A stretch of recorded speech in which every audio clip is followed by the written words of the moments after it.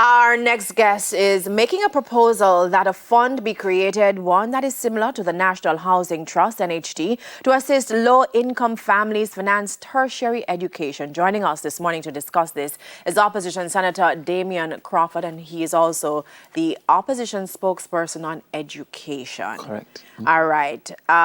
Before we delve deeper into the matter, tell us about this fund that you're proposing.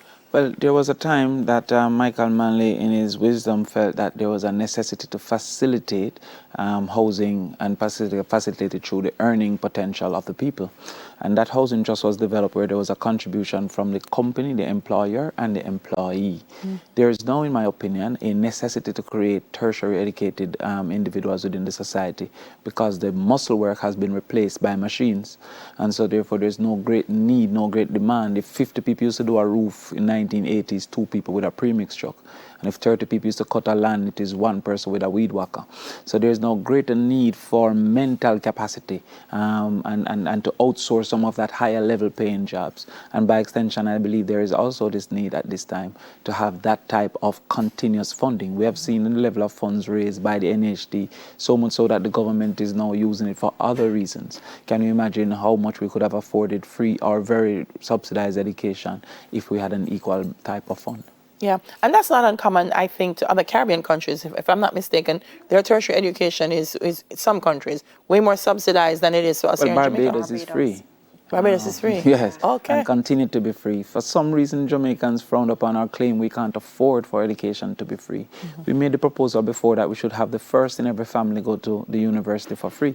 If we don't want to have 1 degree per household, we can't claim to care about people because that is the basis of the new development. That is the basis of example. What we have in our country is 12% of our population have tertiary exposure, not in any given year, in total. So 12% of our population have tertiary exposure, and we all migrate from the inner cities and move into communities that we all congregate in Norbrook and Jackshill, etc. So the younger 11-year-old have no example of earning outside of non-education, sports, criminal activity, chopping the line, music, etc. So you see that the boys in particular are directing their energies and effort from a very tender age because they don't have examples of learning. Now, what we have, on the contrary, we have 1 degree per household, is that even if they don't live in the community, the direct interface will create that spin-off, as I have done. My uncle, Ransford Braham, JLP senator, but still my uncle, was the first in our family to have a degree. He was awarded yesterday with Order of Distinction. And at the meeting we stated, 38 of us was either funded, informed, advised by him with 1. And now we have 38 degrees out of it. So we believe that if it's more accessible, it will work. The medicine now at the university is $4 million.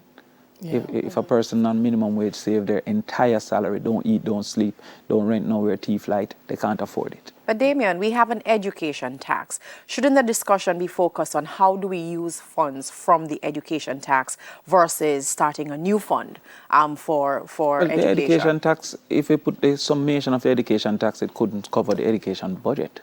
So therefore, because we just use money as fungible, the education tax would have already been absorbed in the education budget. But couldn't it be improved? It could be, well, increase or improve. Increase, improved, whichever. It's a different strategy, a different method. And also there's always a quarrel within the society of what aspect of education should be funded by the direct education tax. Should it be lower level education, as in early childhood? Should it be secondary, primary, or should it be tertiary? In my opinion, education is a system that you can't say, oh, do you want your brain or your heart or your kidney or your liver? We want all of it. And so who's going to teach if we stop at secondary? You know that in Jamaica, for example, the government's duty is only to give you primary education.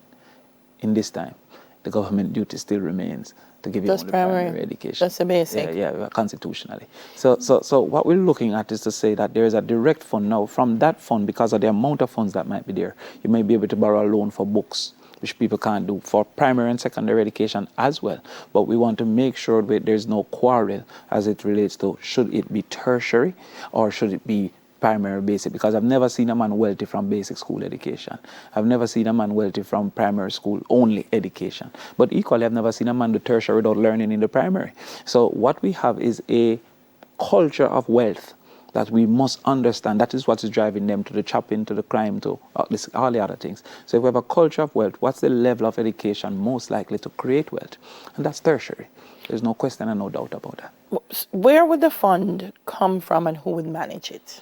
Well, we have different methods of doing the fund. The most equitable method, I believe, is through a 1% or 2% in GCT. That's the most equitable method because everybody pays GCT. And so therefore everybody will have a claim to it and everybody will be able to benefit from it.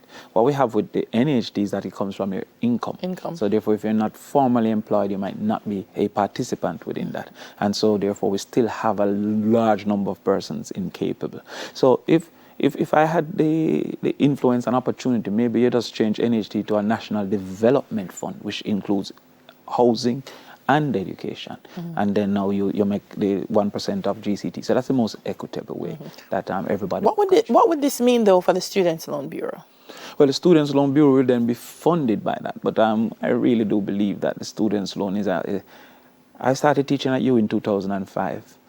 I've never seen a deregistered student, meaning asked to leave for fees return. I've never seen it in my 15 years. I've never seen it. So therefore, there's a whole segment of our society.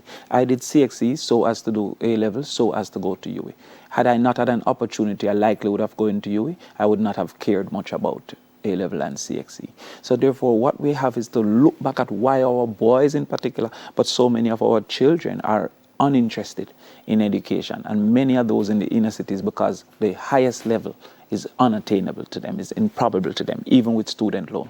So what would you do for student loan? You wouldn't necessarily need what you call a guarantor, right? Which the poorest people don't have a guarantor. And especially multiple children, you only can guarantee your 2. My mother had 5.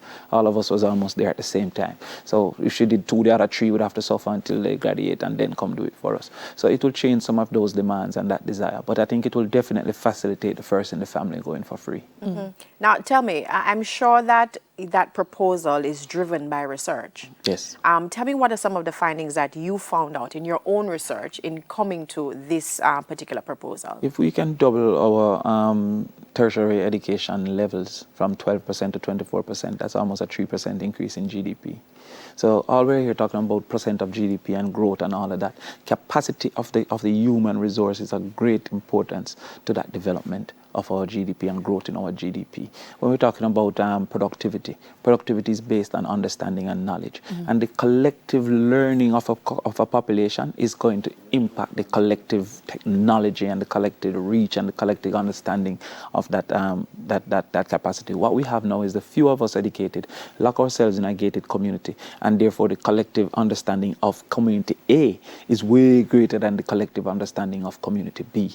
And then community B is now frowned upon and looked down on as a crime center, etc., etc. So we want to change that. But I think that we do have a gap though, Delia. I mean, the level of the effectiveness of our early childhood education, yes. I think that cannot be underestimated. So are you saying that we put more emphasis on tertiary, or do we treat it as a system? Because one of the negatives of our early childhood is the number of trained people that are in the early childhood. So if you don't have trained people at the university level, then how are you going to fix it? So fixing it includes getting people who are able to teach, who are better able to teach. Fixing it includes getting people who are better able to own food and homes and etc. So one of the problems in our schools, when I say the area of a circle is pi r square, the children stop at pi, they haven't ate all day. Why they haven't ate all day? Their parents don't earn enough to feed them. If their parents are going to earn enough to feed them, muscle work will not be. So there's a great interconnectivity that we are ignoring.